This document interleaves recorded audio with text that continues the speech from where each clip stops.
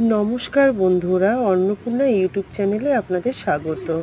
আজকে রবিবারের লাঞ্চ থালি নিয়ে আপনাদের সামনে হাজির হলাম। প্রথমে প্লেট না, থালার মধ্যে দিলাম এক বাটি ভাত, এক টুকরো লেবু আর একটা কাঁচা লঙ্কা।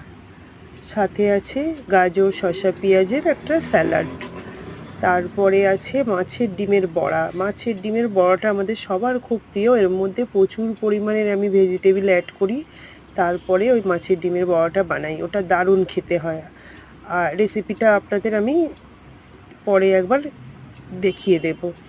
আর তারপরে আছে শো স্টপার, হচ্ছে কাঁঠালের বীজ দিয়ে পুঁই শাক আর মাছের ডিম, তার সাথে আলু দিয়ে একটা সবজি। দারুণ খেতে হয়েছে, দারুণ, অসাধারণ। কাঁঠালের বীজ আমার প্রচুর প্রিয়, সেটা দিয়ে একটা সবজি। তারপরে পাতলা করে মুসুর ডাল, আর সাথে আছে ঝাল ঝাল চিকেন কারি, আর তার সাথে আছে আনারসের চাটনি।